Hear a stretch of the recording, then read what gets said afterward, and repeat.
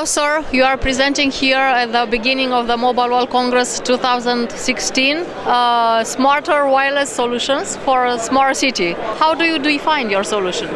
Yeah, so I'm Dave Wright, Advanced Technologist with Ruckus Wireless.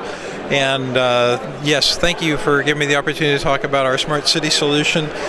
We've been involved in some of the largest city deployments of municipal public Wi-Fi for really the last 4 or 5 years now. So starting with the city of Westminster in London, on to Silicon Valley where we've worked with San Francisco, San Jose, and then very recently the city of New York announced they were doing a deployment called Link New York City, and that is Ruckus Wi-Fi as well. So we've been involved in all of those projects.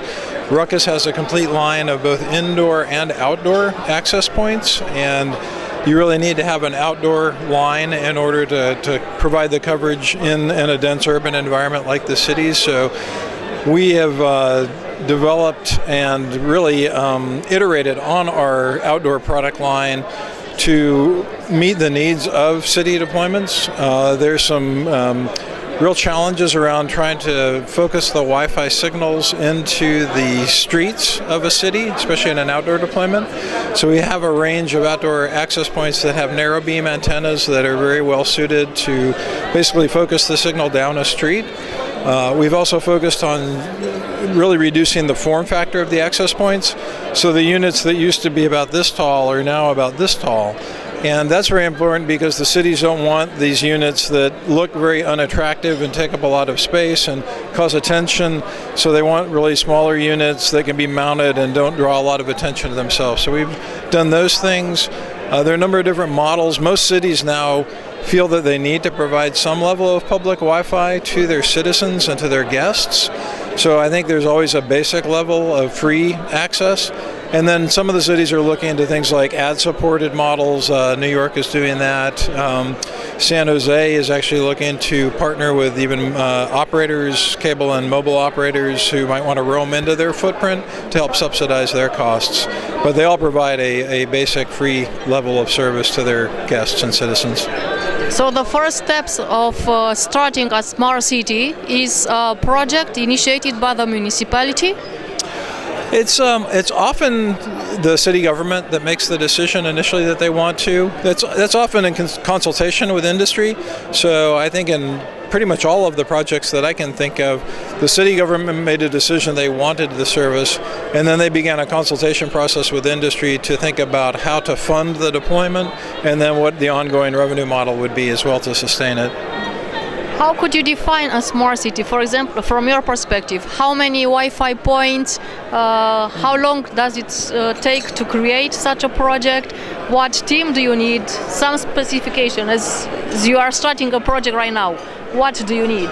Right. I would say what sort of defines a smart city is really a city that has made a decision to provide connectivity as a basic service for its residents and guests in the city. That's sort of a basic level. And then above that you can add things like municipal services. So, parking lot sensors that can be equipped into the Wi-Fi network and then allow people to know whether there's parking available in a certain structure and those sorts of things. I would say in terms of, I don't know that there's a certain number of access points that needs to be considered to be part of a smart city project as much as there's a density that's implied. So oftentimes a city will start in sort of where they think the maximum usage areas will be, the main street or wherever the most outdoor traffic is, and they'll cover that area initially, do that build out. Augment that with squares, parks, places where people are going to go and spend a significant amount of time. And then beyond that, they just sort of see where the need expands. I know in San Francisco, the city government did a survey of teenagers, and they actually asked them, what would you like most in the city parks in order to make more use of the parks? And the teenagers said if you gave us Wi-Fi access, we would spend more time in those parks. So that was one of the target areas that San Francisco went after. You mentioned also European and American cities with a smart city concept. From your perspective, how you describe how the similarities or the differential things between European and American experience? I would say there's more similarities than differences in my mind. Again, we've worked with London. I've worked with a few cities in Germany on citywide Wi-Fi deployments.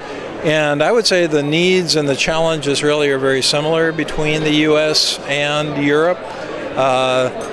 The business arrangements, financial model may be a little bit different. I haven't seen so much of the ad-supported model in Europe. That seems to be becoming a popular model in the U.S., where the public Wi-Fi is actually subsidized by sort of an advertisement scheme where people need to watch an ad and in return they get Wi-Fi access. That's something that I don't think has really become popular in Europe yet, in my mind. What do you think are the main benefits of a smart city? If you have a structure after you finished a project, yes, the main results after implementing such a project?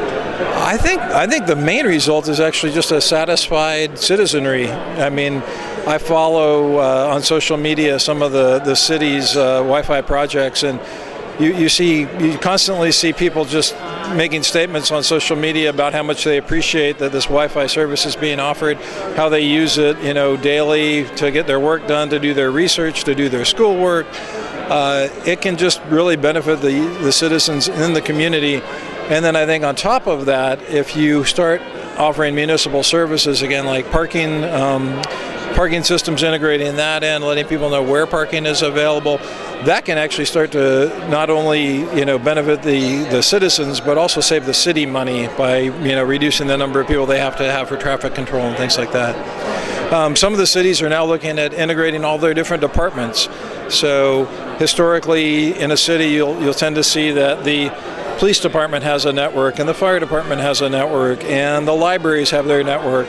And there's all these various networks, and one of the things, again, with smart cities is they deploy these very broad networks. They're trying to integrate all these little islands into one network where everybody can make use of it. So I think that's another benefit to the city. And the final question, because you are so experienced in this concept, if you imagined the highest and the greatest innovation of a smart city, the top level smart city, what do you want to be? How would you like to be a smart city? I would like to live somewhere where my city provided connectivity to me throughout the area where I lived, especially when I'm out of my home in the city streets, whether it's directly provided by the city or in partnership with some of the operators in the area, but to provide a consistent connection experience, and then also to provide again the value-added services, information about parking, information about any special events that are going on,